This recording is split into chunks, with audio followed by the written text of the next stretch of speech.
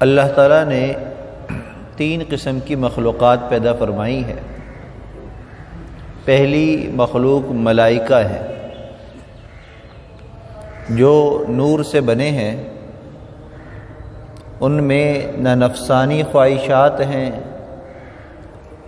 نہ حیوانی خواہشات ہیں، نہ اونگتے ہیں نہ سوتے ہیں، نہ کھاتے ہیں نہ پیتے ہیں۔ ان میں صرف ایک ہی بات ہے، لا یعصون اللہ ما امرہم ویفعلون ما یؤمرون، اللہ تعالیٰ کی نافرمانی نہیں کرتے، جو اللہ تعالیٰ حکم دیتے ہیں اسی کام میں لگے رہتے ہیں۔ تو ہر فرشتے کی مختلف ڈیوٹیاں ہیں، ہر فرشتہ اپنی ڈیوٹی کو سر انجام دے رہا ہے۔ کوئی مخصوص کام کے لیے پیدا کیا جاتا ہے اور کوئی طویل عرصے کے لیے مختلف کاموں کے لیے پیدا کیے گئے ہیں۔ بہر کیف فرشتوں میں نافرمانی نہیں ہے، فرما برداری ہی فرما برداری ہے۔ اور دوسری مخلوق حیوان، کتابوں میں صرف جانوروں کی 10 لاکھ اقسام لکھی ہیں، صرف جانوروں کی۔ حیوان میں بری مخلوق ہو، بحری ہو، فضائی ہو، زمینی ہو، حشرات الارض ہو، تمام اس میں داخل ہیں۔ 10 لاکھ تو صرف جانوروں کی اقسام ہیں۔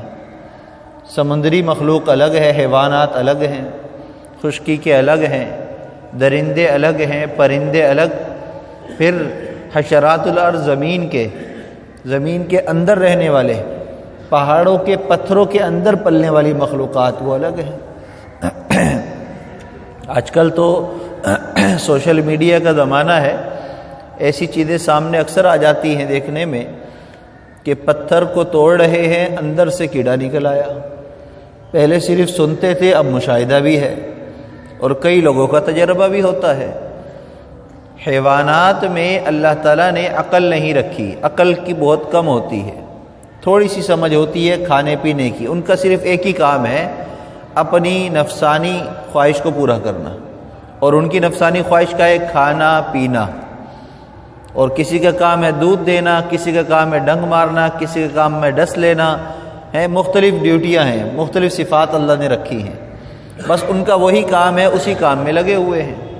اور تیسری مخلوق ہے حضرت انسان، جس کو اللہ تعالیٰ نے تمام مخلوقات میں اشرف المخلوقات بنایا ہے، اشرف اور اعلیٰ بنایا ہے۔ اور اللہ نے انسانوں کو ایک عظیم نعمت عطا فرمائی ہے جس کو عقل کہا جاتا ہے، اور عقل کی وجہ سے ہی اللہ تعالیٰ نے انسان کو اشرف بنایا، اور پھر تمام مخلوقات میں یہاں تک کہ فرشتوں سے بھی ان کو اعلیٰ مقام عطا فرمایا۔ تو اس کی وجہ کیا ہے؟ قرآن پاک میں یوں بیان فرمایا، وَإِذْ قَالَ رَبُّكَ لِلْمَلَائِكَةِ إِنِّي جَاعِلٌ فِي الْأَرْضِ خَلِيفَةً قَالُوا أَتَجْعَلُ فِيهَا مَن يُفْسِدُ فِيهَا وَيَسْفِكُ الدِّمَاءَ، کہ اللہ تعالیٰ نے جب انسان کو پیدا کرنے کا ارادہ فرمایا تو فرشتوں سے کہا کہ میں ایک مخلوق پیدا کرنا چاہتا ہوں جو زمین پر میرے نائب اور خلیفہ ہوں گے۔ تو فرشتوں نے حیرانگی سے کہا کہ یا اللہ، کیا ضرورت ہے کسی اور مخلوق کی، ہم ہیں، وہ تو فساد کریں گے۔ اس لیے کہ زمین پر رہنے والی مخلوقات میں انسان سے پہلے جنات بھی پیدا کیے جا چکے تھے، اور جنات نے زمین پر بہت فساد مچایا تھا۔ تو مفسرین فرماتے ہیں اسی وجہ سے فرشتوں نے کہا کہ اللہ یہ بھی فساد مچائیں گے، زمینی مخلوق ہے، پہلے بھی ہوئی تھی۔ تو اللہ نے فرمایا کہ میں جو جانتا ہوں وہ تم نہیں جانتے۔ پھر اللہ تعالیٰ نے کیا کیا؟ آدم علیہ السلام کو بنا کر ان کا امتحان لیا فرشتوں کے سامنے، اس بات کو ظاہر کرنے کے لیے کہ ہم نے آدم کو کیوں پیدا کیا اور اس سے ہم کیا چاہتے ہیں۔ وَعَلَّمَ آدَمَ الْأَسْمَاءَ كُلَّهَا ثُمَّ عَرَضَهُمْ عَلَى الْمَلَائِكَةِ، اللہ تعالیٰ نے آدم علیہ السلام کو اسماء نام سکھائے، مختلف چیزوں کے نام سکھائے۔ فرشتوں کو بھی کے سامنے بھی بات ہوئی، ان کے سامنے بھی نام سکھائے گئے، ان کو بھی سکھائے گئے۔ لیکن پھر جب امتحان ہوا تو آدم علیہ السلام کے پاس وہ علم محفوظ تھا جو اللہ نے عطا کیا، اور فرشتے اس چیز کو بھول چکے تھے۔ تو اللہ نے فرمایا کہ اسی وجہ سے میں نے اس کو پیدا کیا ہے۔ ہم نے اس میں یہ صلاحیت رکھی ہے کہ اس کو ہم نے عقل سمجھ بوجھ دی ہے، ہم اس کو اپنے علم والی صفت عطا فرمائیں گے، یہ اس کو محفوظ کر لے گا اور پھر محفوظ کر کے ہماری فرما برداری کرے گا، باوجود اس کے کہ اس کے اندر نفسانی خواہشات بھی ہوں گی، ذاتیات بھی ہوں گی، سب کچھ ہوگا، اس کے باوجود انسانوں میں سب سے اعلیٰ وہ ہوگا جو ہماری بات کو مان کر زندگی گزارے گا۔ تو اللہ تعالیٰ نے انسانوں کو اسی لیے پیدا کیا تاکہ انسان اللہ کی فرما برداری کر سکیں۔ کیسے کریں؟ جیسے اللہ تعالیٰ چاہتے ہیں، اپنی مرضی سے نہیں۔ مثال کے طور پر بعض لوگوں کی عادت ہوتی ہے، اس سے کہو کہ بھئی نماز پڑھیں، آئیے مسجد میں چلیں۔ ارے بھائی نماز اللہ کے لیے پڑھنی ہے، مسجد میں پڑھیں، گھر میں پڑھیں، ایک ہی بات ہے۔ اللہ کے لیے پڑھنی ہے، کوئی تمہارے لیے تھوڑی پڑھنی ہے جو تمہارے کہنے پر مسجد چلے جائیں۔ اب یہ جملہ جو ہے یہ اللہ تعالیٰ کی اس علم کی توہین ہے۔ اللہ تعالیٰ نے یا ایھا الناس اعبدوا ربکم الذی خلقکم، تمہیں پیدا اس لیے کیا گیا ہے تاکہ تم اللہ کی عبادت کرو، اور اللہ کی عبادت اللہ کی مرضی سے کی جائے گی۔ کوئی یوں کہے کہ میں اپنے والد کا فرما بردار ہوں، لیکن کیسا فرما بردار ہوں؟ والد کی بات نہیں مانتا، اپنی مرضی کا فرما بردار ہوں، تو کوئی بھی اس کو فرما بردار نہیں کہے گا۔ کہے گا جب اپنے والد کی بات ہی نہیں مانتے، ان کا کہنا ہی نہیں سنتے تو فرما برداری تھوڑی؟ نہیں، میں ان کو کھانا دیتا ہوں، پینا، سب کچھ کرتا ہوں، لیکن اپنی مرضی سے کرتا ہوں۔ تو اپنی مرضی سے جو کام کیا جائے اس کو فرما برداری نہیں کہا جاتا، بلکہ جو خواہشات ہو، جو بڑے کی بات ہو، اس کو رکھا جائے تو فرما برداری اس کو کہا جاتا ہے۔ تو اسی طرح ہم انسانوں کے اندر بھی اللہ تعالیٰ نے مختلف صفات رکھی ہیں، مختلف ہماری پہچان کے لیے اللہ نے کچھ چیزیں بنائی ہیں۔ کیا چیزیں بنائی ہیں؟ ہم انسانوں کو اللہ تعالیٰ نے شعور عطا فرمایا ہے، اور ہمارے قبیلے بنائے ہیں، ہمارے خاندان بنائے ہیں، ہماری زبانیں اللہ نے بنائی ہیں، ہمیں زبانیں عطا کی ہیں۔ ہر علاقے میں رہنے والے کی زبان مختلف ہے، اس کا رہن سہن کا طریقہ مختلف ہے، عرب کا الگ ہے، عجم کا الگ ہے، افریقہ کا الگ ہے، پاکستان کا الگ، ہندوستان کا الگ۔ پھر ان علاقوں کے اندر پھر مختلف بستیاں ہیں، مختلف شہر ہیں، ہر شہر میں رہنے والوں کے انداز کچھ مختلف ہوتے ہیں۔ بہت سارے لوگ پنجابی زبان بولتے ہیں، لیکن پنجاب میں رہنے والوں کی کئی پنجابی زبان کے انداز ہیں بولنے کے۔ کوئی جو ہے اردو اسپیکنگ ہے تو اردو بولنے والوں میں مختلف آپ کو رنگ نظر آئیں گے۔ کوئی اردو کس انداز میں بول رہا ہے، کوئی کس انداز میں بول رہا ہے۔ تو اس طرح زبانیں مختلف بنائی ہیں، اور یہ کیوں بنائی ہیں اس کی وجہ بھی بیان فرمائی۔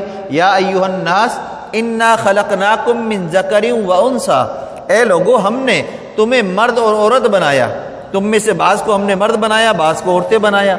اور پھر اس کے آگے کیا فرمایا؟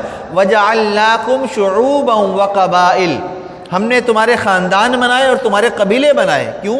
لتعارفوا، تاکہ تم پہچانے جا سکو، تاکہ تم اپنا تعارف ایک دوسرے کو کرا سکو۔ بھئی آپ کون ہو؟ میں پاکستانی ہوں۔ آپ کون ہو؟ امریکی ہو۔ آپ کون ہو؟ میں عربی ہوں، میں عجمی ہوں، میں جو ہے نا لاہور سے ہوں، میں کراچی سے ہوں۔ اپنی پہچان ہے شہر کے اعتبار سے، اور خاندان کے اعتبار سے کیا ہے کہ میں اردو اسپیکنگ ہوں، میں پنجابی اسپیکنگ ہوں، میں فلاں ہوں، میں یہ ہوں، میں مختلف جو ہے ذاتیں بنا دی، مختلف قومیں بنا دی۔ یہ ہماری پہچان کے لیے ہے، اور حقیقت صرف ایک ہی ہے۔ اللہ نے ہمیں پیدا کیوں کیا؟ اعبدوا، تاکہ تم اللہ کی عبادت کر سکو، اور یہ ساری چیزیں ہماری پہچان کی ہیں۔ اب ہماری پہچان والی چیزوں کے اندر بہت سارے کام ایسے ہیں جو بہت ہی اچھے ہیں، لیکن شریعت میں اس کا حکم نہیں ہے، شریعت میں اس کو حکم نہیں ہے، لیکن اچھے کام ہیں تو شریعت نے اس کو منع بھی نہیں کیا۔ نبی کریم صلی اللہ علیہ وسلم کی تعلیمات میں وہ کام ہمیں ملتے ہیں۔ مثال کے طور پر میاں بیوی کی شاید شادی ہو گئی، مرد عورت کی، میاں بیوی بن گئے۔ اب میاں بیوی کے جو حقوق بیان کیے ہیں شریعت میں وہ بڑے مختلف ہیں، اور جو ہمارے گھر کی روٹین ہے وہ اس سے کافی مختلف ہے۔ کیا مطلب؟ شوہر کی ذمہ داری ہے عورت کو کھانا کھلائے، اس کے کھانے کا انتظام کرے، لیکن جب شریعت میں مسئلہ معلوم کیا جائے تو مفتیان کرام فرماتے ہیں کہ کھانا صرف 2 وقت دینا ضروری ہے شریعت میں، 3 وقت کا لازم نہیں ہے۔ ہمارے یہاں 3 وقت کھایا جاتا ہے، صبح ناشتہ بھی ہے، دوپہر کا بھی ہے، شام کا بھی ہے، پھر چائے کے ساتھ سموسے، جلیبی، پکوڑے یہ بھی کھائے جاتے ہیں۔ اسی طریقے سے کھانے میں کیا دیا جائے، شریعت کا کیا حکم ہے؟ شریعت یہ کہتی ہے کہ صرف کھانے میں سالن کا انتظام کر دے، روٹی کا انتظام نہ کرے تو بھی کوئی حرج کی بات نہیں ہے۔ سرکے کو بھی سالن کہا گیا ہے۔ اب ہمارے یہاں سرکہ بطور سالن کا استعمال نہیں ہوتا۔ اگر کوئی مرد جو ہے اپنی بیوی کو شرعی اعتبار سے کھانا پیش کر دے، سرکہ اور ایک روٹی پیش کر دے، تو اس نے اپنا حق ادا کر دیا شریعت میں، لیکن عام ہماری روٹین میں یہ چیز نہیں ہے۔ سرکہ ہم کھانے میں سالن میں بطور لذت کے استعمال کرتے ہیں، ذائقے کے استعمال کرتے ہیں، سالن کے طور پر باقاعدہ استعمال نہیں ہمارے یہاں کیا جاتا، ہمارے یہاں سالن الگ ڈشیں بنائی جاتی ہے۔ اب یہ جو شریعت کا حکم ہے، فرض جو ہے وہ ایک حد تک ہے، اس کے آگے جو معاملات ہیں وہ اخلاقی معاملات ہیں، وہ ہمارے اخلاق ہے۔ اسی طرح مرد کی ذمہ داری عورت کی ذمہ داری ہے۔ عورت کی ذمہ داری کیا ہے؟ گھر کی حفاظت کرنا، کھانا پکانا عورت کی ذمہ داری نہیں ہے، کپڑے دھونا عورت کی ذمہ داری نہیں ہے، گھر کی صفائی کرنا عورت کی ذمہ داری نہیں، یہاں تک کہ بچے کی پیدائش کے بعد بھی اگر عورت بچے کو دودھ پلانے سے انکار کر دے تو شرعاً مرد مجبور نہیں کر سکتا اس کو، اخلاقی طور پر اس کو کہہ سکتا ہے۔ اور اگر عورت کہے کہ صحیح میں پلاتی ہوں آپ کے کہنے پر لیکن میں اس کا معاوضہ لوں گی، تو معاوضہ لینا بھی جائز ہے، معاوضہ لینا بھی جائز ہے۔ اب بتلائیے ذرا، مرد کے لیے کتنی مشکلات، عورت کے لیے آسانیاں ہی آسانیاں ہیں۔ اللہ نے اسی لیے مرد کو حقوق زیادہ دیے ہیں، اس لیے مرد کو اللہ نے طاقتور بنایا ہے۔ طلاق کا حکم جو ہے مرد کو ملا ہے ذمہ داری، حق عورت کو نہیں ملا، عورت کو نہیں ملا، کیوں؟ اس پر ذمہ داری زیادہ ہے، اس کے جو ہے نا عورت کے حقوق بہت زیادہ ہیں جو مرد کے اوپر اللہ نے لاگو کیے ہیں۔ تو ہمارے ہاں جو زندگی کے معاملات ہیں اس کے اندر اگر ہم دیکھیں تو شرعی اعتبار سے بہت ساری چیزیں فرض واجب نہیں ہیں، اخلاقی اعتبار سے سنت اور مستحب کے درجے میں یہ چیزیں ہیں کہ اخلاقی طور پر ہم بھی عورت کی ہر جذبات کا، ہر اس کی خواہش کا احترام کرتے ہیں، اس کو ہم پورا کرتے ہیں، پھر عورت اس کے بدلے میں وہ سارے کام کرتی ہے جو ہماری ذمہ داری ہے، یعنی سالن بھی بنا رہی ہے، روٹی بھی بنا رہی ہے، کپڑے بھی استری کر رہی ہے، گھر بھی صاف ستھرا کر رہی ہے، سارے کام کر رہی ہے، اور یہ سارے کام شریعت میں اس پہ فرض نہیں ہے۔ لہذا ہمیں اخلاقی طور پر جو چیزیں ہمیں ملی ہیں اس چیز کو جب ہم اختیار کرتے ہیں تو ہماری زندگی کا حسن ظاہر ہوتا ہے۔ ہاں، اخلاقیات سے فرائض صرف اللہ کے حکم کی تابعداری کا نام ہے بس، باقی اخلاقیات کیا ہیں؟ سنت نبوی، نبی کریم صلی اللہ علیہ وسلم کی سنتوں کو ہم اختیار کریں۔ اب جو ہے خاندانوں کے اندر ایک خاندان میں رشتے بنائے مختلف، ایک ہے والد، ایک ہے والدہ، پھر ایک بیٹا، ایک ہے بیٹی۔ اب آپس میں رشتے بڑے عجیب ہیں، ہر ایک کا احترام ہے، ایک دوسرے کے حقوق بیان ہوئے ہیں، قرآن پاک میں احادیث مبارکہ میں ایک دوسرے کے حقوق بیان ہوئے ہیں۔ وَلَا تَقُلْ لَهُمَا اُفْ، والدین کے حقوق اتنے زیادہ ہیں کہ ان کو اف بھی نہ کہو، ان کو اف بھی نہ کہو، یہاں تک کہ نبی کریم صلی اللہ علیہ وسلم نے فرمایا کہ ماں کے قدموں تلے جنت ہے اور باپ جنت کے درمیان کا دروازہ ہے، اور باپ راضی تو رب راضی، ہاں باپ راضی تو رب راضی۔ اب بتلائیے ذرا، جنت کتنی آسان ہے، گھر کے اندر زندگی کو ہم اختیار کر لیں تو جنت بڑی آسان ہے۔ ہم جنت مسجدوں میں ڈھونڈ رہے ہیں، ہم جنت جو ہے باہر بازاروں میں ڈھونڈ رہے ہیں، ہم جنت حاصل کرنے کے لیے باہر کے معاملات کو دیکھ رہے ہیں، صدقہ خیرات کر رہے ہیں، خرچ کر رہے ہیں، ہم ڈھونڈ رہے ہیں کہیں مستحقین مل جائے، ہم خرچ کر دیں تو اللہ ہم سے راضی ہو جائے، حالانکہ گھر میں جنت موجود ہے، گھر میں جنت کمائی جا سکتی ہے۔ اسی طریقے سے میاں بیوی کا رشتہ ہے، میاں بیوی کے رشتے کے اندر ایک دوسرے کے حقوق کی پاسداری کرنا کے ساتھ ساتھ ایک دوسرے کی خواہشات کا احترام کرنا بھی ضروری ہے۔ دیکھیے ضروریات زندگی بڑی مختصر ہیں، ایک وقت اگر کھانا مل جائے تو ہماری زندگی کی ضرورت کھانے کی پوری ہو جاتی ہے، پورے 24 گھنٹے میں ایک وقت اگر ہمیں کھانا مل جائے، کبھی آپ تجربہ کر کے دیکھ لیں، بلکہ پورا ایک دن اگر بھوکے بھی رہیں تو موت نہیں آئے گی، تو اس کا مطلب کیا ہے کہ ایک دن بھوکا رہنے سے موت نہیں آتی، زندگی برقرار ہے۔ ہاں بھوک کی شدت تو محسوس ہوگی لیکن مرے گا نہیں انسان، سانس اس کی بند نہیں ہوگی، چلتا پھرتا رہتا ہے، ایک دن بھی بھوکا رہ لے تو۔ اور اس طرح کے کئی تجربے لوگوں نے کیے ہیں دنیا کے اندر، دنیاوی لوگوں نے بھی، دینی لوگوں نے بھی، ہر اعتبار سے۔ یہی وجہ ہے کہ ہم دیکھتے ہیں قیدیوں کو یا کسی کو سزا دی جائے تو کئی وقت کھانا نہیں دیا جاتا، کیوں؟ ان کو پتہ ہے کھانا نہ دینے سے یہ مرے گا نہیں، 3 دن بھی کھانا نہیں دیا، زندہ ہے، پانی پلائے جا رہے ہیں، مختلف چیزیں، کھانا نہیں دے رہے، وہ زندہ ہے۔ تو پتہ کیا چلا کہ ہماری ضرورت جو ہے وہ بہت کم میں پوری ہو سکتی ہے، بہت کم میں پوری ہو سکتی ہے۔ آج کل جو ہماری زندگی کا اسٹائل ہے یہ خواہشات والا ہے، لہذا خواہشات کے معاملے کے اندر پھر 2 باتوں کا خیال رکھنا ہے کہ خواہش جائز ہے یا ناجائز ہے۔ اگر جائز خواہشات ہیں تو اس کو پھر پورا کرنے کا ہم اہتمام کیا کریں، اس میں کوئی عیب کی بات نہیں ہے۔ نبی کریم صلی اللہ علیہ وسلم بھی اور آپ کے ازواج کی اپنی خواہشات کو ان کو پورا کیا کرتے تھے، چاہے وہ کھیل کود کے اعتبار سے ہو، چاہے وہ آپس کی زندگی کے اعتبار سے ہو، کھانے پینے کے اعتبار سے آپ اس کا احترام کیا کرتے تھے۔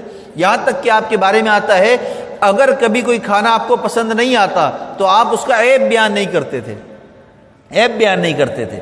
حالانکہ عیب بیان کرنا کیوں ضروری ہے؟ تاکہ اگلے وقت یہ عیب پیدا نہ ہو، لیکن نبی کریم صلی اللہ علیہ وسلم کی سنت کیا ہے کہ عیب بیان نہیں کرتے تھے، تو اس کے اندر کھانے میں عیب نہیں نکالتے تھے۔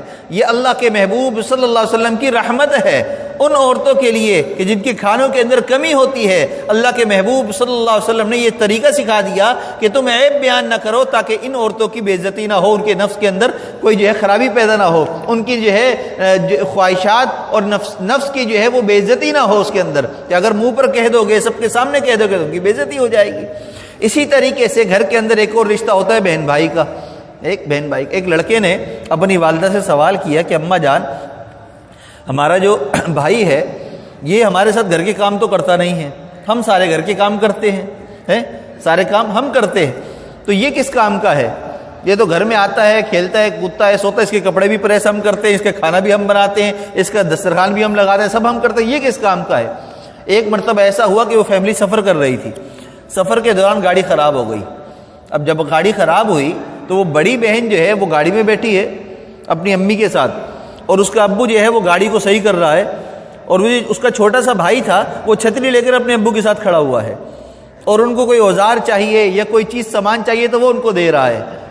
تو اماں نے اس وقت اپنی بیٹی کو مخاطب کرتے ہوئے یوں کہا کہ بیٹی دیکھو یہ ہے بھائی کا کام، اب اس مشقت کو اٹھانا تمہارے بس کی بات نہیں ہے، میرے بس کی بات نہیں ہے۔ ہم پردے کے اندر یہاں پر بیٹھے ہیں اور وہاں پر جو ہے بھائی کھڑا ہوا ہے، تو اللہ تعالیٰ نے تمہارے بھائی کو ان مشقت والے کاموں کے لیے پیدا کیا ہے۔ باہر کی جو زندگی ہے وہ بڑی مشقت والی ہے، اس کے لیے تمہارے بھائی کو بنایا ہے، لہذا گھر کے کام تم اس کے کیا کرو، باہر کی ساری مشقتیں وہ تمہارے لیے اٹھائے گا۔ تو بہن بھائی کا رشتہ بڑی محبت والا رشتہ ہوتا ہے۔ آج جو ہے نفسا نفسی کا عالم ہے، اس کے اندر بھی بہت زیادہ جو ہے خرابیاں آتی ہیں۔ اب کیا آتا ہے، شادی ہو جاتی ہے تو بیوی کہتی ہے کہ بھی بہن اس کی بھی شادی ہو گئی، لہذا وہ اپنے گھر کی ہے، ہم اپنے گھر کے ہیں، اب اس کو کوئی تحفہ بھی نہ دو، کوئی لین دین بھی نہ کرو، اس کے زیادہ گھر پہ بلاؤ نہیں، ہر ہفتے گھر پہ آئے گی، کھانا کھائے گی، کھانا میں پکاؤں اس کے لیے۔ بڑے گھریلو ہمارے معاملات ایسے ہوتے ہیں۔ میں آپ کو دو باتیں کر کے بات کو ختم کرتا ہوں۔ نبی کریم صلی اللہ علیہ وسلم جب چھوٹے سے تھے، حلیمہ سعدیہ رضی اللہ عنہ کے گھر میں آپ کو پرورش کے لیے بھیجا گیا۔ وہاں پر جو ہے آپ کی ایک بہن تھی شیمہ، وہ آپ کو جو ہے گود میں لے کر لوری دیا کرتی تھی، جیسے ماؤں کی عادت ہوتی ہے لوری دیتی ہیں بچوں کو، وہ آپ کی بہن آپ کو گود میں لے کر لوری دیا کرتی تھی۔ مختلف لوریاں، ہر زبان کی مختلف لوریاں ہیں، تو وہ جو لوری دیتی تھی اس کے اندر ایک جملہ وہ استعمال کرتی تھی، اور وہ کہتی تھی ربنا ابقی اخی محمدا، ربنا ابقی اخی محمدا، اے میرے رب، اے ہمارے رب، میرے بھائی محمد کو ہمیشہ سلامت رکھ، ہمیشہ سلامت رکھ۔ یہ دعا دیتی لوری دیتے ہوئے۔ یہ آپ کا اپنے بھائی کے ساتھ سلوک تھا، اور بڑی محبت تھی اپنے بھائی کے ساتھ۔ زمانہ گزرا، وقت گزرتا گیا، نبی کریم صلی اللہ علیہ وسلم جوان ہو گئے، نبوت کا اظہار فرمایا، پھر 13 سال مکہ کی زندگی مشقت والی گزاری، پھر اس کے بعد اللہ کے حکم سے آپ نے ہجرت کی مدینہ منورہ کی طرف۔ پھر ایک وقت آیا، 7-8 سال گزر گئے، مکہ فتح ہو گیا۔ مکہ فتح ہونے کے بعد صحابہ کرام کی ایک جماعت کے ساتھ نبی کریم صلی اللہ علیہ وسلم حنین کی طرف گئے، اور حنین کی طرف جب صحابہ کرام کی جماعت گئی، اللہ نے وہاں پر بغیر لڑائی کے فتح عطا فرما دی، اور وہاں پر جو ہے 6000 قید ہو گئے وہاں کے لوگ، اور ان کے کئی اونٹ بکریاں وہ جو ہے مال غنیمت میں آ گیا۔ نبی کریم صلی اللہ علیہ وسلم تشریف فرما ہے، آپ کے پاس ایک صحابی آئے اور آ کر کہنے لگے کہ یا رسول اللہ صلی اللہ علیہ وسلم، ان قیدیوں میں ایک عورت ہے جو پکی عمر کی ہے، اور وہ کہتی ہے کہ مجھے اپنے سردار کے پاس لے چلو۔ ہم نے پوچھا بھائی کیوں لے چلیں؟ تو وہ کہنے لگی کہ جو تمہارا سردار ہے میں اس کی بہن ہوں، میں اس کی بہن ہوں۔